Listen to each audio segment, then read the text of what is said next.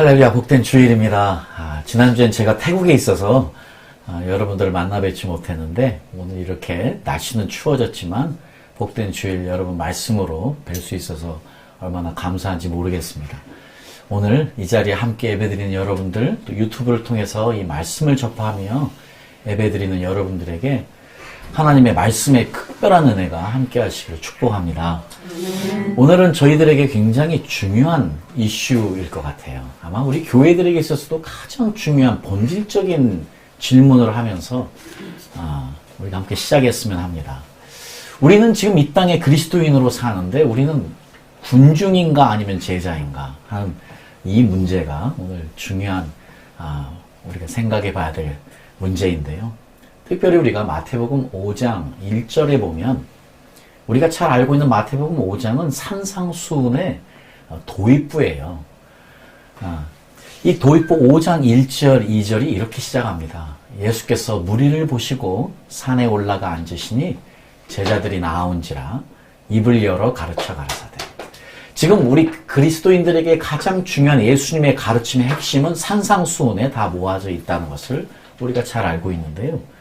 바로 지금 그 말씀을 마태는 지금 우리들에게 전달하기 전에 지금 어떤 배경을 가지고 이것이 시작되는지를 이렇게 이야기해주고 있습니다. 먼저는 많은 무리들이 예수님께 모였습니다. 그리고 예수님께서 그 무리들을 먼저 보셨습니다. 그리고 산에 올라가서 그 무리들을 가르치시려고 올라가셨죠. 자, 예수님께서 예수님 시대에 그 많은 사람들이 모였을 때 어떻게 예수님의 말씀을 전할 수 있었을까요? 이것도 굉장히 재밌는 우리가 생각해 볼 한 부분인데요. 그때는 지금같이 마이크가 있는 것도 아니고 스피커가 있는 것도 아닐 때였지 않습니까? 우리가 성경에 보면 예수님은 여러 사람들이 많이 모였을 때 산에 올라가서 위에서 말씀을 선포하시든지 아니면 사람들이 많이 있을 때 갈릴리 호수의 중앙에 가셔서 말씀을 전하시든지 하는 방법이 있었고요. 그리고 실제로 예수님의 말씀을 아마 예수님의 제자들이 중간중간에 서서 예수님의 말씀을 그대로 릴레이 했을 가능성이 높습니다. 자, 그런데요. 그런 여러 가지 방법 중에 오늘은 예수님은 지금 수많은 군중들이 모여 있을 때 산에 올라가시는 방법을 택하셨습니다. 그리고 분명히 중간중간에 예수님의 제자들이 서서 예수님의 말씀을 아마 전달하는 역할까지도 감당했을 거라고 생각합니다. 여러분, 지금 수백 명 이야기가 아닙니다. 수만 명이 됐을 가능성이 높기 때문입니다. 이때도 많은 무리들이 모여있을 때 예수님 무리들을 보시고 산에 올라가셔서 앉으시고 그리고 제자들이 나왔다고 이야기합니다. 근데 실제로 예수님의 이 지금 가르침은 제자들에게 가르쳤다고 나와 있어요. 이 부분이 영어 성경에는 좀 분명하게 나오는 것 같아요. 그래서 영어 성경에 보면 예수님이 먼저 군중을 봤습니다. 그리고 제자들이 나왔습니다. 그리고 그 제자들에게 가르치기 시작하셨다는 의미가 더 강하게 표현이 되어 있습니다. 여러 무리들이 있었는데 분명히 두 종류의 군중들이, 청중들이 지금 있는 것입니다. 두 종류의 청중들이 있는데 예수님은 지금 제자들에게 집중해서 산상수훈의 말씀을 주고 있는 것입니다. 이런 비슷한 세팅이요. 마태복음 13장에도 나오는데요. 마태복음 13장에도 보면 먼저 마태복음이 이렇게 기록하면 큰 무리가 지금 예수님에게 모였다고 먼저 1절에 기록이 되어 있는데 10절에 보면은요. 제자들이 예수께 나와 이르되 어찌하여 그들에게 비유로 말씀하시나이까. 실제로 제자들에게 지금 주시는 말씀이 또 따로 있었습니다. 마태복음 15장에도요, 큰 무리가 먼저 있었는데, 여기는 지금 두로와 시돈 지방인데, 이때는 또 예수님께서 제자들을 일부러 부르셔서 또 이런 말씀을 하시는 경우도 있었고요. 우리 성경에 누가 예수님의 청중인가 하는 것이 굉장히 중요하게 예수님의 말씀을 해석하는 데 있어서 중요한 배경이 되기 때문에 이것이 사실은 저희들이 사복음서를 읽을 때 항상 눈여겨봐야 될 중요한 것입니다. 특별히 지금 산상수훈은요, 아까 말씀드린 대로 예수님은 지금 마태는 굉장히 분명하게 무리들이 있었는데 예수님은 실제로 제자들을 향해서 이 말씀을 전했다고 분명하게 청중을 확인시키고 있습니다. 그렇다면 우리가 산상수훈 같은 경우 분명히 제자들을 위한 말씀이었는데 무리들이 있었다 하면 아마 그것은 듣는 제자들에게는 축복의 말씀이 됐을 수도 있지만 그렇게 따르지 않는 사람들에게는 경고의 말씀이 될 수 있는 산상수훈의 말씀이었다는 것도 우리가 확인해 볼 수 있는 것이죠. 그런데 군중은 예수님에게 굉장히 중요했습니다. 특별히 예수님의 초기의 사역 가운데는요, 군중이 중요한 역할을 할 수 있었고요. 실제로 성경도 군중들을 자주 언급합니다. 왜냐하면 아직 제자들을 다 선택하지 않은 상황이기 때문이에요. 지금 이 산상수훈이 주어지는 이때도요, 아직 예수님의 제자들이 다 완성되지 않은 가운데 있었어요. 왜냐하면 그래서 오직 지금 이 상황에서는 4명의 제자들만 사실 부름을 받았었거든요. 베드로와 야고보와 안드레, 요한. 그러니까 예수님이 지금 초기에는요, 군중들에게 말씀을 전하시면서 어떤 사역을 하시냐면 제자들을 콜링하는 사역을 계속 해오신 것을 우리가 알 수 있습니다. 그러니까 예수님이 초기에 이 군중이라는 것이 예수님에게도 중요했죠. 그 중에 제자들을 찾아내야 되니까요. 그리고 그 중에서 예수님의 말씀에 응답하는 제자들이 있기 때문인 것이지요. 그래서요, 오늘 저희들은 이 말씀을 듣는 여러분 모두는 우리 교회를 지금 예수님 시대 때의 청중들로 한번 연관을 시켜보는 거예요. 예수님 시대 때 청중들은 여러 종류가 있었는데 그 중에 첫 번째는요, 바로 제자들이 있었어요. 예수님 말씀에 즉각적으로 응답하는 제자들이 있었고요. 실제로 또 누가 있었냐면 많은 군중들이 있었어요. 이들도 예수님의 말씀을 들었습니다. 그러나 군중으로만 머물렀습니다. 그리고 그때 당시에도 전혀 예수님의 말씀에 무관심한 자들도 있었습니다. 그런데 또 그 당시에 누가 있었냐면 예수님의 말씀을 듣고 예수님을 적으로 생각하는, 적대적으로 예수님을 바라보는 그룹들이 있었습니다.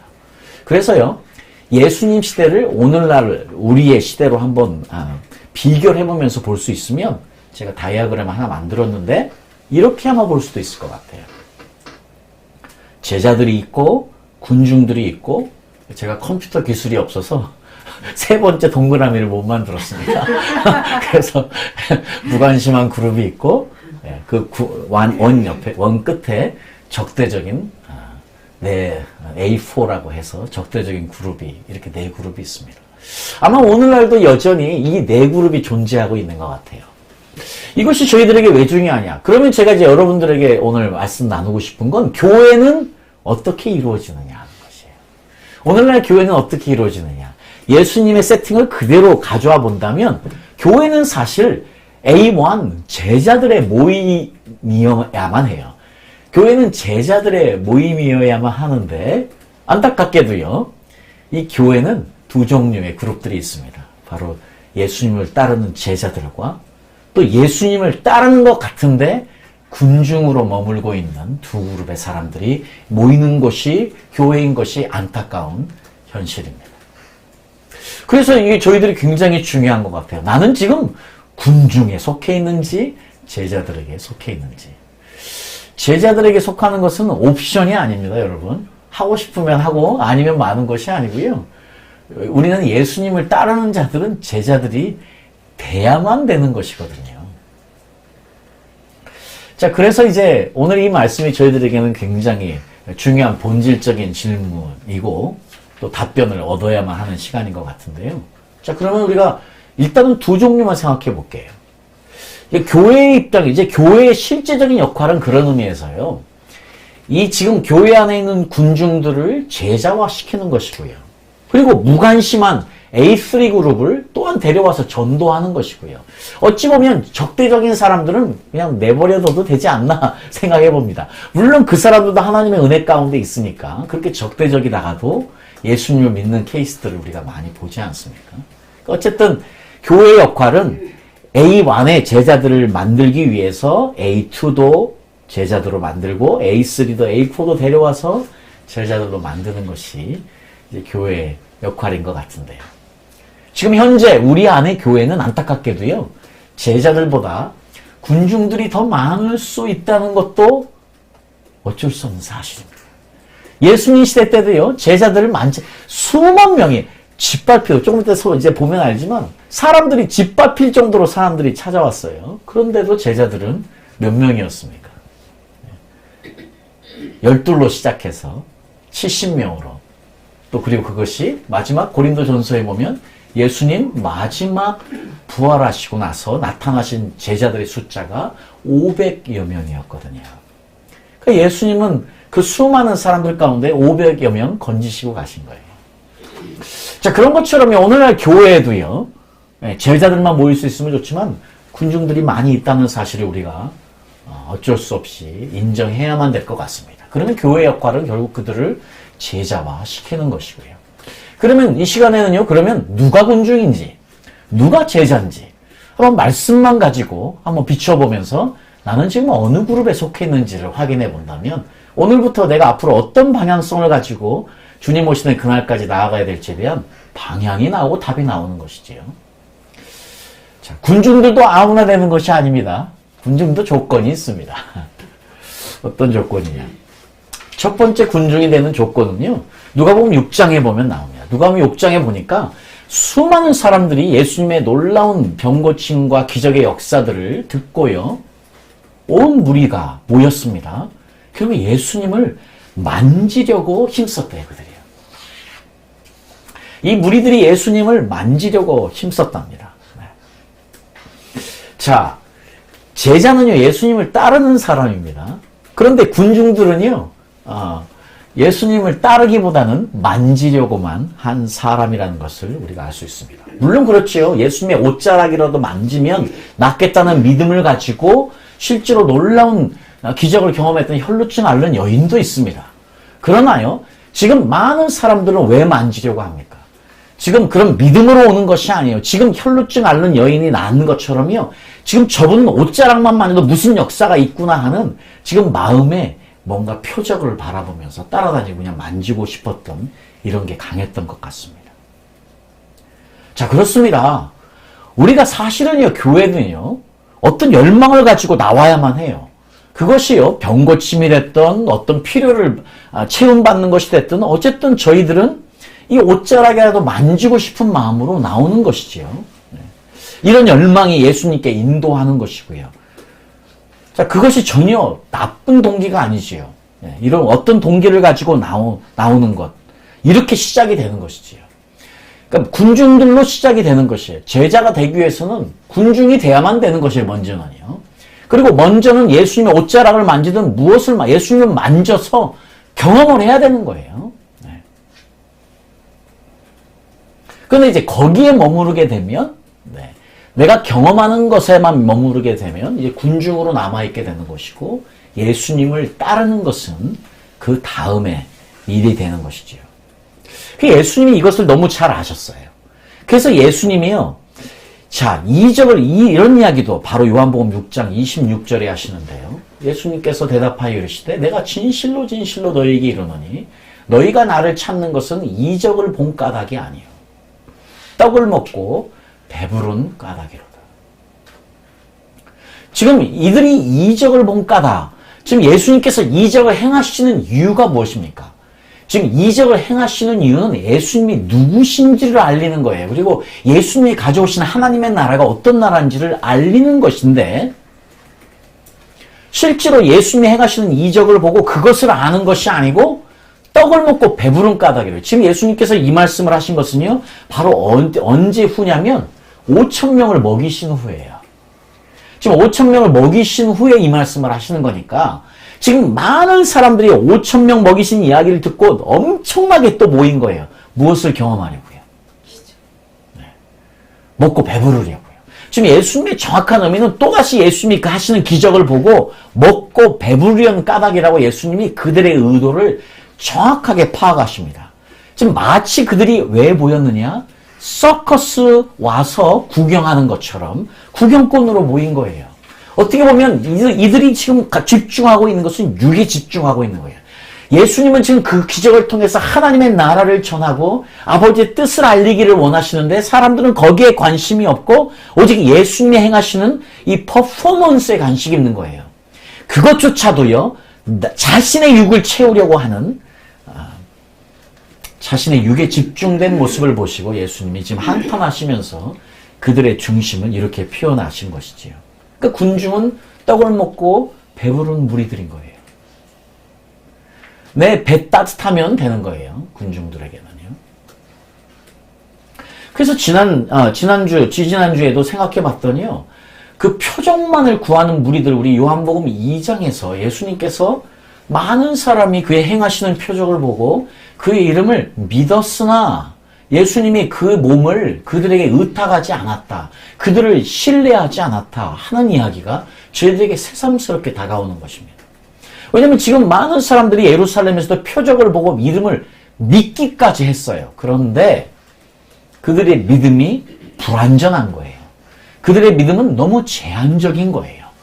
그들의 믿음은 온전하지 않은 거예요. 그러니까 믿을 사람이 없는 거예요. 예수님이 그래서 그들에게 도망치신 것이에요. 왜냐하면 그들 안에 무엇이 있는 것을 아셨기 때문이에요. 그러니까 어떻게 보면 그들이요, 믿음을 갖긴 했지만 표적만을 보는 믿음으로 그것은 아니라는 것을 예수님이 지금 선포하고 있는 것이지요. 오늘날 교회도요, 하나님의 역사를 보고 하나님의 살아계심을 보고 나오는 많은 분들이 있습니다. 그래서 어쩔 수 없이요, 그 하나님의 역사가 강력하게 있는 곳에는, 그리고 병고침이 있고 귀신이 쫓겨가는 곳에는 사람들이 많이 모일 수밖에 없어요.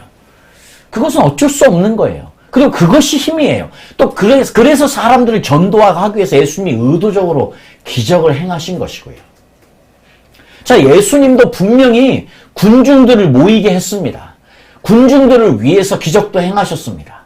그러나 예수님의 궁극적인 목적은 그들이 군중으로 남아있지 않게 하는 것이었거든요.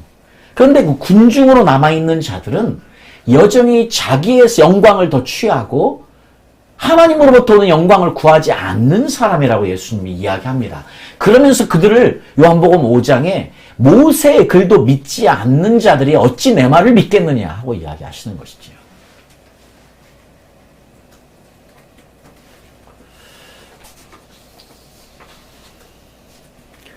자, 예수님, 정말로요, 많은 사람들이 예수님을 쫓았습니다. 그래서 누가복음 12장에 보니까요, 그동안에 무리 수만 명이 모여 서로 밟힐 만큼 되었다고도 표현해요. 이렇게 많이 모였어, 군중들이요. 정말 엄청나게 모였고 엄청난 사람들이 예수님의 말씀을 들었는데 예수님을 실제로 쫓은 자들은 얼마 되지 않는다는 사실인 것이죠.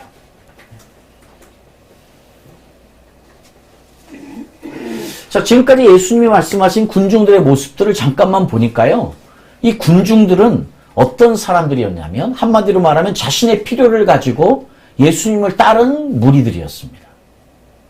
어떻게 보면 자기들의 이익이 또 필요가 충족될 때까지 자기중심적으로 예수님을 따른 사람들이었어요. 그러나 실제로 예수님을 따른 사람들은 아니었다는 사실입니다. 자기에게 이익이 되면 열심히 쫓다가 손해가 되면 가차없이 돌아선 사람들이었을 수 있습니다. 그러니까 그 수많은 사람 중에 예수를 쫓은 사람이 결론적으로 500여 명이었다는 것은 이것을 이야기해주고 있습니다. 은혜는 그들은 예수님과 함께 예수님이 베푸신 많은 은혜를 누렸습니다. 그러나 짐을 지기를, 그 은혜에 짐을 지기를 원치 않은 사람들이었습니다. 마치 자기의 권리는 주장하면서 책임을 외면한 사람들과 똑같지 않겠습니까? 이 사람들은요, 이 군중들은 상황이 좋으면 따라가고 상황이 나쁘면 따라가지 않는 사람들이었죠. 예수님이 기적을 행할 때는 상황이 좋았죠. 모든 것이 좋았죠. 그러나 예수님이 십자가를 지실 때는 다 도망간 사람들 아니었겠습니까? 자, 그래서 결론적으로 군중은요, 예수님을 위하여 예수님을 따라가는 사람이 아니라 철저히 자기를 위하여, 자기 필요와 자기 목적을 위하여 따라가는 사람들이었다는 것입니다. 자, 오늘날 교회에 있는 우리들도 군중입니까? 제자입니까? 우리도 예수님을 진심으로 따르는 그런 사람이 아니라면 우리가 만약에 나를 위해서, 내 목적을 위해서, 내 필요를 위해서 예수님을 따른다면 우리도 군중으로 머물 수밖에 없다는 사실을 저희들이 꼭 알아야만 되겠습니다. 자, 그렇다면 제자는 어떻게 될 수 있을까요? 제자는 어떻게 될 수 있을까요? 우리가 누가복음 14장에 그 좋은 답이 나오는데요. 여기도 그래요. 누가복음 14장에 지금 제자에 대한 언급을 하시기 전에 지금 누가도 분명하게 이야기합니다. 허다한 무리가 예수님을 따라 함께 갈세. 지금 엄청나게 많은 사람들이 모였어요. 근데 예수님께서요, 이번에는 그들을 향해서 돌이키사 그들을 향해서 이렇게 말씀하십니다. 누가복음 14장 26절에 바로 즉각적으로 예수님이 그 허다한 무리들에게, 그 군중들에게 이렇게 말씀하죠. 지금 군중들에게 이렇게 말씀하시는 거예요. 군중 같은 그리스도인들에게 이렇게 말씀하는 거예요. 누가복음 14장 26절입니다. 다 같이 한번 이 말씀 읽어보도록 하겠습니다. 시작.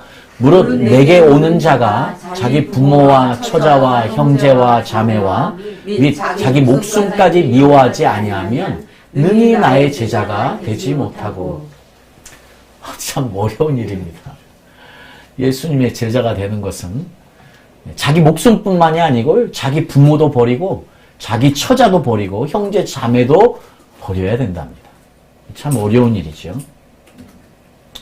여러분, 지금 이 말씀이 문자적으로 이루어진 제자들이 있습니다. 이 제자들은요, 문자적으로 이 말씀대로 자기 부모 버리고 처자 버리고 자기 목숨까지 내놓고 따른 사람들이 있습니다. 누굴까요? 바로 12제자들입니다. 12제자들은 실제로 이 말씀 그대로 예수님을 따른 사람들입니다. 자, 그렇다면 저희들 모두가 다 12제자가 돼야 될까요? 저희 모두도 다 문자적으로 12제자처럼 다 버려야 될까요? 예수님의 제자 말씀드렸잖아요. 지금 70명도 있었고요. 500여 명이 있었습니다. 그 제자들은요, 예수님을 12제자처럼 문자적으로 따르지 않은 사람들이에요. 그러면 그 사람들에게는 이 말씀이 어떤 의미로 다가오는 사람들? 예수님이 그들을 향해서 너희 왜 너희 처자와 부모 버리지 않고 나 따르지 않니? 12제자에서 따르지 않니? 그들을 뭐라고 하지 않으셨어요? 예수님은 그들을 다 사랑하시고 그들을 다 만나시고 여전히 그들을 제자로 부르셔서 함께 일하셨거든요. 그렇다면 그들에게는 어떤 의미일까? 이 말씀이 영적인 의미죠. 자, 이것은 무엇을 이야기합니까? 사람보다 이 땅에서요, 우리가 예수님의 제자가 되는 것. 여기 우리 중에서요, 만약에 목사의 안수를 받고 선교사로 부름을 받은 사람들이라면 저희들은 12제자 같은 사람들이에요. 저희들은 실제적으로 12제자처럼 되기 위해서 우리가 안수도 받은 거예요. 우리 삶을 드린다고 하나님께 바친 사람들이에요. 그러니까 저희들에게 이 말씀은 어떻게 보면 문자적으로도 다가와야 합니다. 그러나 그러지 않은 평신도들에게 이것은 어떤 의미가 있을까요? 자, 이 세상의 사람보다 하나님을 최고로 더 사랑하는 사람.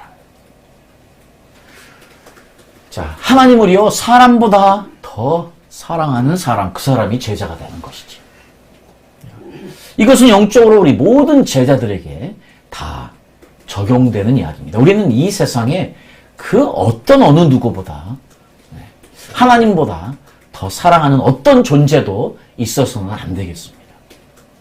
우리 부모들에게는요, 자녀들이 그런 대상이 될 수도 있겠지요. 때로는 남편이나 아내가 그런 대상이 될 수도 있을 거예요. 자, 우리에게는 사람은 절대로 하나님보다 더 사랑하는 존재가 되어서는 안 된다는 이야기입니다. 어떻게 하겠습니까? 예수님은 이것을 너무나 분명하게 지금 군중들을 향해서 경고하고 있습니다. 너희 군중들아, 너희들이 나에게 왜 오는 줄 알지만 내가 온 것은 제자들을 부르려 온 것이야. 군중을 만들려고 온 것이 아니야. 나는 너희들이 정말 나의 제자가 되기를 원해 하는 지금 첫 번째 이야기입니다. 다 버려랍니다. 사람 버려라, 내 제자 되려면. 이게 첫 번째 메시지입니다. 어렵지만 여전히 우리는 이 일들을 이 땅에서 실천하며 살아야만 합니다. 포기할 때 얻어지는 것입니다. 사람은요, 포기할 때 얻어지는 것이 진정한 인권인 것입니다. 그 전에 우리는 먼저 포기하는 법을 배워야만 하는 것이고요. 연이어서 27절에요. 이렇게 이야기하십니다. 우리가 너무 잘 알고 있는 말씀입니다. 이 말씀 다시 한번 읽어보겠습니다. 시작. 누구든지 자기 십자가를 지고 나를 쫓지 않는 자도 능히 나의 제자가 되지 못하리라. 자, 가족 버리고 형제 자매 버리고 부모까지도 다 버려야만 합니다. 그리고 이제 정말로요, 자기를 부인하고 자기 십자가를 지는 것이죠. 십자가를 지는 사람만이 제자가 될 수 있다고 말씀하십니다. 아마 이런 의미에서요, 우리가 잘 알고 있는 아브라함도 십자가를 진 사람 아니겠습니까? 문자적으로 아브라함은요, 자기 아들을 버렸습니다. 얼마나 쉽지 않았을까요? 하나님께서 말씀하셨을 때 우리가 알다시피 아브라함이 일찍 일어났다고 합니다. 그 이야기는 물론 이제 아브라함이 하나님의 뜻을 실천하기 위해서 일찍 일어났다고도 생각할 수 있지만, 저는 아브라함이 잠을 잘 수 있었을까요? 아들을 바치라고 그러는데 잠을 잘 수 있었을까요? 못 잤다고 생각합니다. 잠을 잤다면 엄청난 사람인 것이지요. 저는 왜 성경이 아브라함이 일찍 일어나서 그렇게 말씀대로 행했느냐? 잠을 잘 수 없었으니까 일찍 일어났다고 생각을 해요. 그냥 잠을 못 잤으니까 그 길로 그냥 행동한 것이라고 생각을 해보기도 합니다. 얼마나 어려운 일이었겠습니까? 그런데요, 아브라함을 통해서 우리는 압니다. 붙잡으면 다 빼앗깁니다. 붙잡으면 다 빼앗깁니다. 그래서 우리가 뭐 해야 됩니까? 포기하는 작업을 해야만 되는 것이지요. 네. 사실 우리가 사랑하는 사람을 내어놓는다는 것은 어려운 일이에요. 배우자나 자녀나 부모나 애인이나 친구나 그 어떤 것보다 하나님을 사랑하기 위해서 그들을 내어놓는 것은 너무 어려운 일이에요. 처절한 가슴에 아픔이 있어야만 하고요. 눈물이 있어야만 하고요. 번민이 있어야만 하고요. 그거 없으면 그 사람 아니죠. 그런데 주님은 원하십니다. 그것을 거쳐가기를 원하시는 것이에요. 많은 사람이 근데 착각합니다. 어떤 착각을 하느냐? 우리가 단지 감정만으로 잠깐 하나님 사랑합니다. 하나님 그 어떤 것보다 사랑합니다. 기도할 때 고백했다고 우리가 하나님을 마치 제자되어 쫓는 것처럼 착각합니다. 자, 그러면 모든 것이 다 끝난 줄로 압니다. 아닙니다. 절대적으로 아닙니다. 하나님께서 아브라함을 결국은 아들을 죽이는 자리까지 인도하신 것처럼, 그리고 그때야 돼서 아들을 죽이기 위해서 칼을 빼서 정말로 실천하려고 하는 그때야 하나님이 이야기하시잖아요. Now I know that you fear the Lord.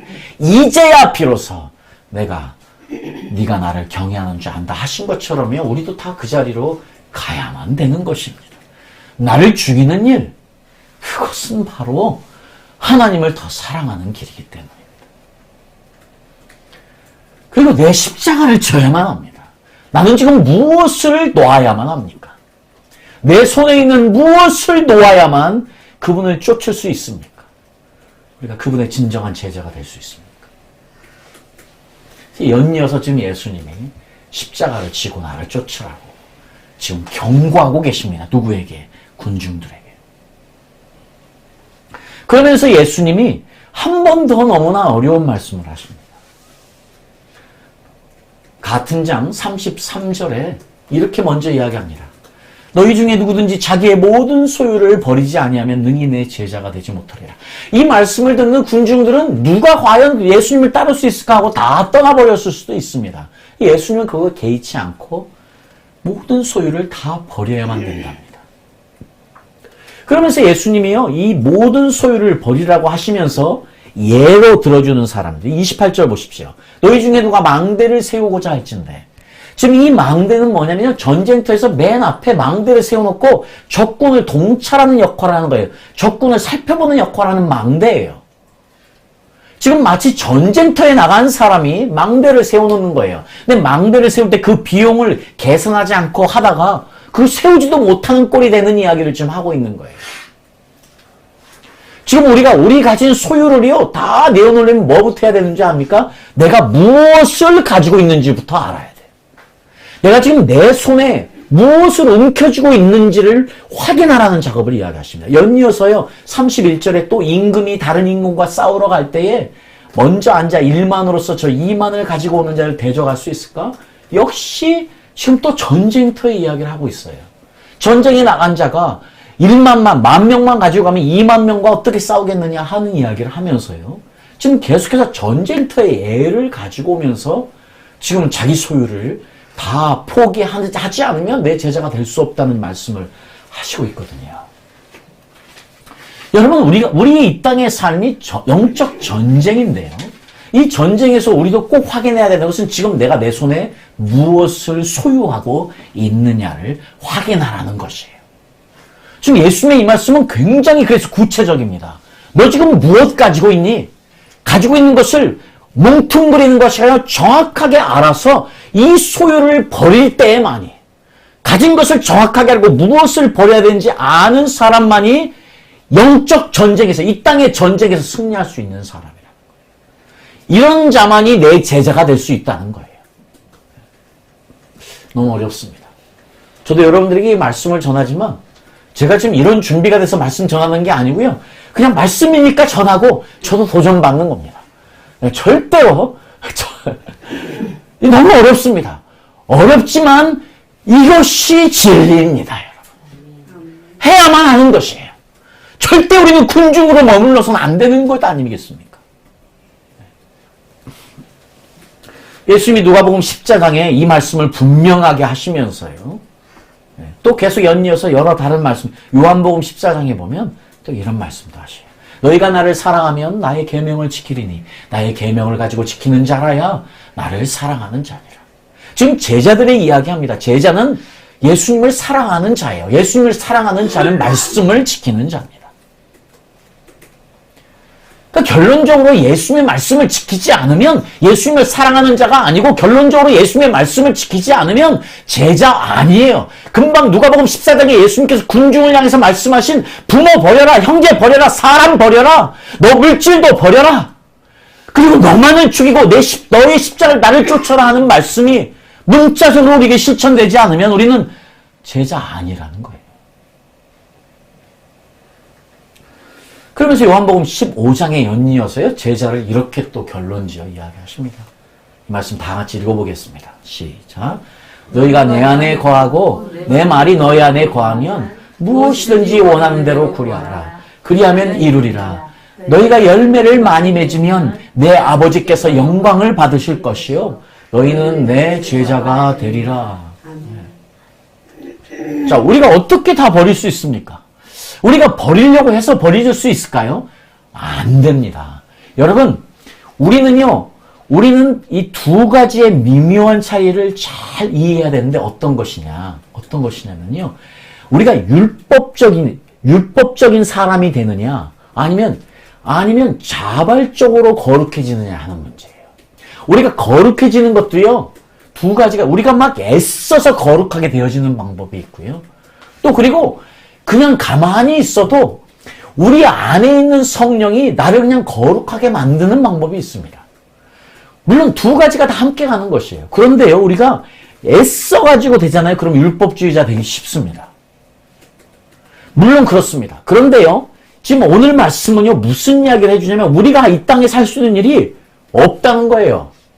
열매는 누가 맺습니까? 열매는 내가 맺습니까? 아닙니다. 내 안에 있는 예수님이 맺게 하시는 겁니다. 그러면 우리가 할 일, 오직 우리가 힘쓰고 애쓸 것. 예수님이 지금 제자들에게 이야기하는 거는요, 오직 내 안에 거하라. 우리가 이 땅에서 힘쓰고 애써야 될 것은 단 하나입니다. 그분 안에 거하는 것입니다. 그러면 그분이 하시는 것을 우리가 보는 거예요. 그분이 나를 제자 만드는 걸 보는 거예요. 그분이 내 안에 역사하셔서 나를 그분같이 만드는 것을 우리가 보는 것입니다. 제자라는 말은요, 그 가치를 함께 나누는 거예요. 함께 그 사람처럼 되는 것이 제자입니다. 그러니까 예수님의 제자가 된다는 것은 예수님처럼 되는 거예요. 근데 우리가 어떻게 예수님처럼 우리가 힘써 애쓴다고 되겠습니까?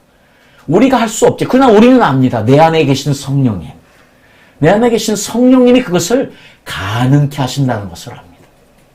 나는 내 스스로 거룩하게 될 수 없지만 성령이 내 안에 역사할 때 그분이 내 자아를 누르십니다. 내 죄성을 누르십니다. 그리고 거룩하게 되어집니다.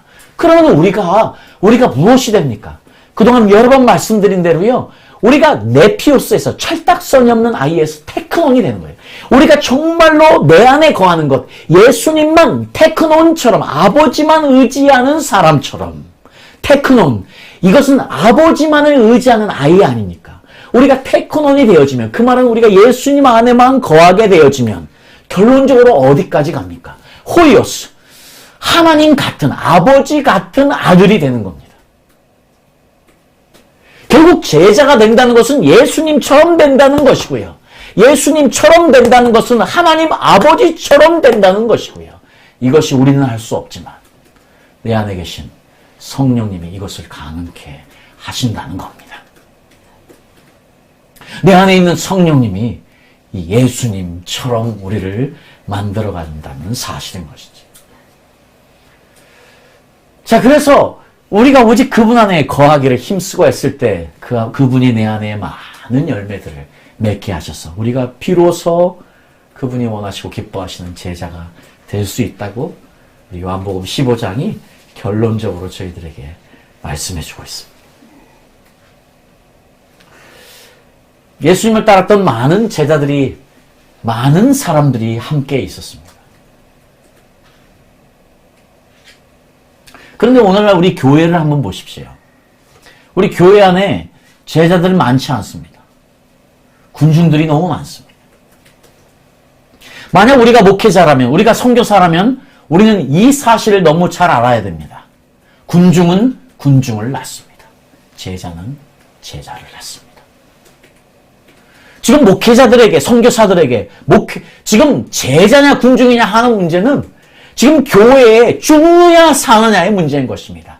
나는 지금 제자로서의 삶을 사느냐, 군중같이 살아가느냐. 이것은 내가 지금 어떤 교회를 만들어가고 있느냐.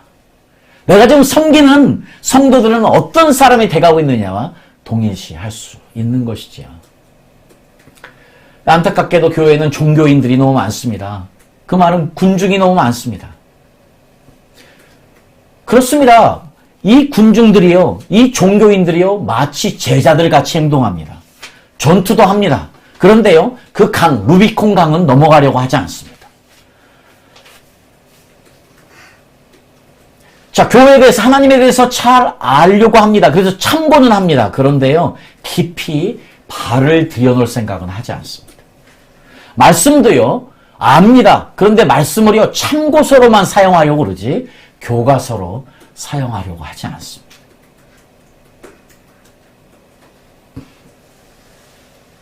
그래서 제자가 된다는 것은요, 죽기를 각오하지 않으면 될 수 없는 것 같습니다. 그래서 보네포란 분이 이렇게 말씀했잖아요. 예수님을 따르는 것은 죽기를 각오하는 것이라고요. 실제로 예수님의 12제자들은요, 죽기를 각오하고 예수님을 따라서 실제로 다 죽었습니다. 그렇게. 베드로도요, 우리가 잘 아시다시피 로마에서 전도하다가 십자가에 거꾸로 못 박혀서 죽었습니다. 안드레는 어떻습니까? 그리스에 가서 전도하다가 아가야 성에서 X자로 십자가에 매달려 죽었습니다.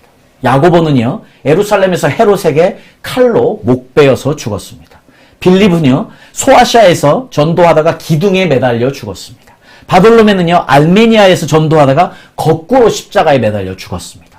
도마도요, 인도에서 전도하다가요, 기도하는 중에 창에 찔려서 죽었습니다. 마태는요, 이디오피아에서 전도하다가 목베임을 당했습니다. 알페오의 아들 야고보는요, 성전 꼭대기에서 떨어뜨려 죽음을 당했습니다. 젤롯이라는 시몬은요, 애굽에 가서 전도하고 유대국에서 돌아와서 전도하다가 활에 맞아 죽었습니다. 야곱의 동생 유다도요, 파사에 가서 전도하다가 활에 맞아 죽었습니다. 나중에 가룟 유다를 대신해온 마띠아도요, 제자로서 이디오파에 가서 전도하다가 돌에 맞아 죽었습니다. 이 최소한 12제자들에게만큼 우리가 500여 명의 제자들의 모든 면면을 다 알 수 없습니다. 기록에 남아있지 않기 때문에요.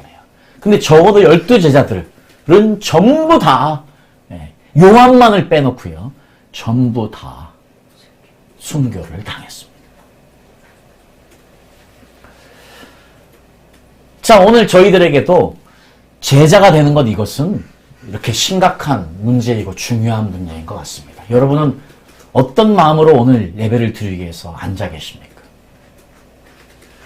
이 시간을 때우고 이 시간을 잘 마무리해서 내 의무를 다했다고 생각하시려고 떠나려고 앉아 계십니까? 아니면 오늘 진정한 예수님의 제자가 되기 위해서 앉아 계십니까? 우리에게는 선택의 여지가 없습니다. 절대로 저희들은 군중으로 남아서는 안 되겠습니다. 우리는 제자가 돼야 되겠습니다.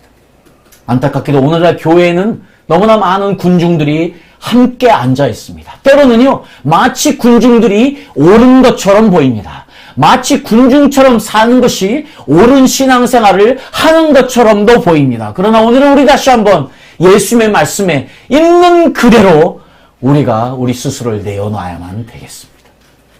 나는 지금 말씀을 선택적으로 받아들이는 군중 같은 사람들입니까? 아니면 말씀을 있는 그대로 받아들이고 말씀을 있는 그대로 실천하려는 진정한 제자들의 길을 가고 있습니까?